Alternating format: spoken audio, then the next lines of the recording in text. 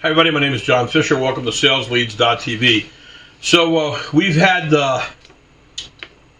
in the past, we had a article that said John Fisher's 30-year journey with salesleads.tv. We're at 32 and we're going to be, God willing, and the creek don't rise. I just turned 72 on Monday. Today's April 18th, by the way. We're going to be at 33 years, but we were officially at 32 years. So what I'm going to do is this 30-year journey, I'm going to bring it up to date and announce the John Fisher's 32-year journey with salesleads.tv. So Sales Leads started out in 1990. We actually started out with a company that's called Federal Union. I like the name because it sounds like a bank. And by the way, the guy behind me, that's Sergio. He's an IT guy. He's building one of our websites right now. Actually shopping for an iWatch. But as usual, the bottom line is that we were Federal Union because it sounded like a bank, a lead bank. And then we evolved into salesleads.tv, and that's when we actually started our website. We had a saleslead.tv website briefly, but it wasn't functional. It was just pretty much a shrine to my ego. I'll explain that some other time. I was introduced to the lead business when I was a commodity broker. There was this old man, his name was Al Hartstein, and Al used to pull up into the parking lot, open the trunk of his car, and he'd have all kinds of leads in there. And back in those days, the leads looked like sheets of paper. They said mail out or prospect sheets or whatever, and there'd be stacks of them. And the brokers would call those people up and they'd, check off, are you liquid? Who makes the investment decisions? That sort of thing. And we would go ahead and spend $1,000, $2,000, and before the month was over, we'd raise $50, $100, $200,000. It's amazing the return on our investment. And by the way, that same return on the investment is amazing. There's a little part of me that's very, very resentful that my customers barely ever acknowledge the amount of money they make from my leads. But hey, I'm a happy guy. I make money also, so that's the thing. They're never going to tell you they're happy. They're never going to tell you, "Wow, man, I really did good with that last batch," because they're afraid that you're going to charge them more money. But I just went ahead and kept buying from Al, and Al would always have brand new stuff, and it was kind of exciting when the guy showed up, and he'd have all these brand new leads. We couldn't wait to go upstairs and call him. I was a commodity broker. And we had a problem with the firm.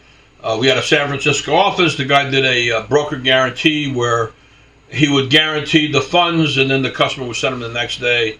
And the trade went against the guy, and it was $250,000, and he didn't pay. And then the guy in Boca Raton, he had to come up with the money, the owner, and he said, "Well, I'm not paying." So they bankrupted the company. And what happened was I got very pissed off. I had $30,000 in commissions due. And when I went to Cy, I said, "Hey, Cy, where's my money?" And Cy was a frail older man and big tennis player, nice guy. And he said, "John, I can't pay you. When you're in bankruptcy, you can't play games. You can't pay anybody. They tell you who gets paid and so on. But I'll tell you what I'll do. Here's the key to the lead closet, and you can go ahead and take whatever you want." And I'm like, that's better than nothing. So I had a 1988 Turbo Cabriolet. It was midnight blue. Had camel interior, midnight piping, big tush on the back, big wing. I love that car. It was beautiful. And that was my first Porsche. And I went into that lead room and I just started loading stuff up. I put the top down. I had them in the trunk. I had them under the seats. And the back seat filled up. The front seat, the passenger seat filled up.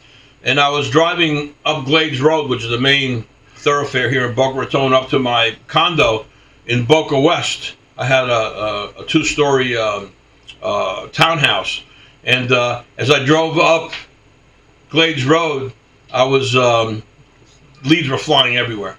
And anyway, I took everything upstairs. I had them in a closet on my second floor, and I had a balcony up there. I had an extra bedroom, had a jacuzzi, and I had no job, and I had just started a brand new job. And some guys from this commodity firm that didn't like me because I fired them. They were dirty on the phone, and I just warned them. I just said, "Hey, you guys got to go." And so they went ahead and they had what's called a card deck. Card deck is a plastic bag that had 50 cards in it, direct mail pieces, and what they would do is, you'd mail them out, and then when you received the pack, you fill out the ones that you wanted and you send them out. So it was a good way of advertising back in the old days. They took 7 of these 50 card packs and they put my name on all of them.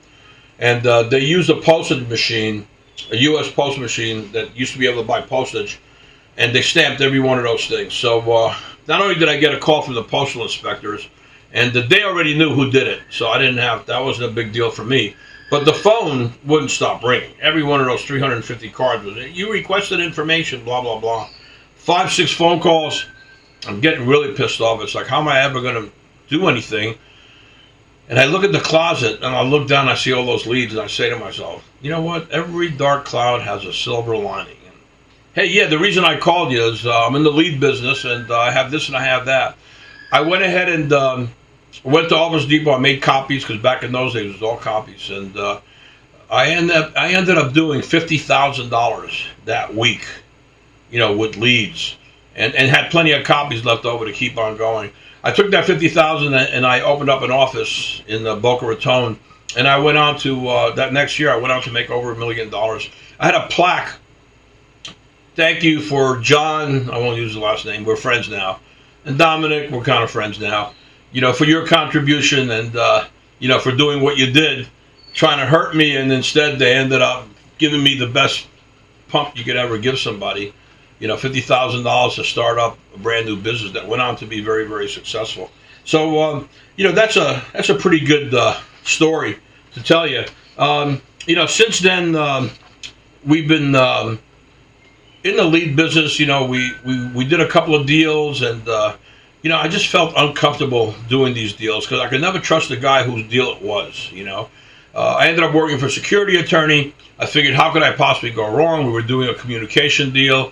The FCC was giving away these licenses, and we were making investments for people to, do stuff like specialized mobile radio, which is police and fire, and then they had interactive TV that actually became they did an auction. And anyway, this security attorney out of Dallas, Texas went south on me, and he ended up getting busted. And I just said to myself, you know what, I've had it. I thought for sure if I worked for a security attorney, how could I get in trouble? And I almost did. It was close.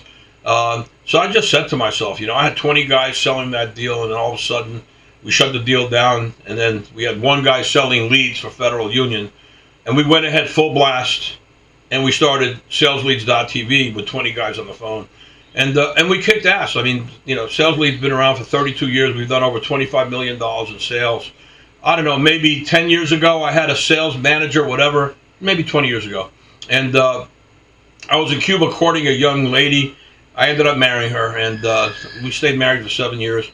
And while I was in Cuba courting her, this guy was ripping me off. He embezzled $250,000. And long story short, and that's a great story, I ended up putting him in jail. He made his restitution. I got every penny back.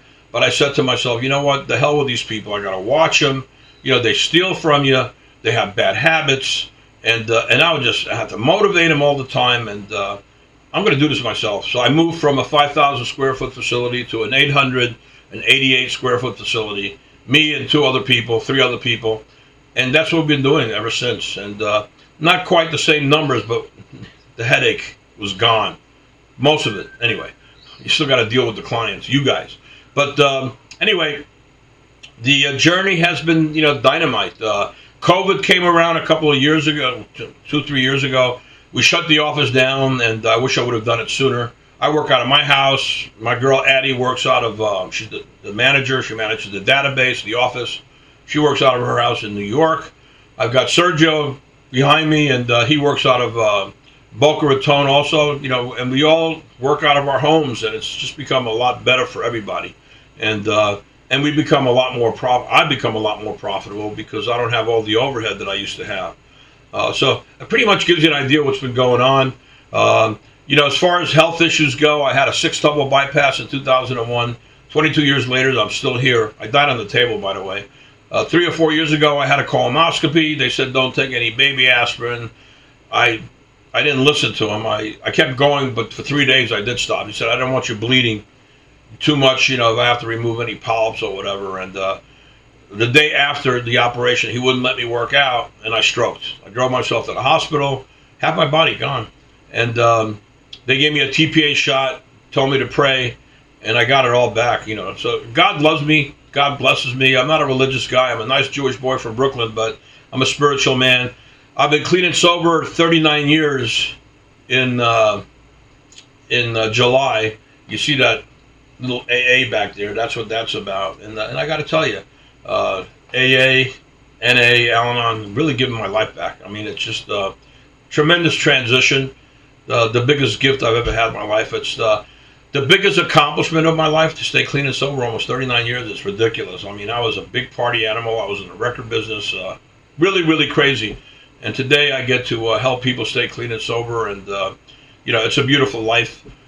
Integrity, there's a lot of stuff comes with it. You actually finally become a man, and you finally, have a standard operating procedure that's righteous. And, most of the time, I'll never be perfect, but most of the time do the right thing. So there you go. You've got it. With the oil and gas industry falling apart because of who at the helm, and this crazy political stuff that's going on right now, which makes me sick to my stomach.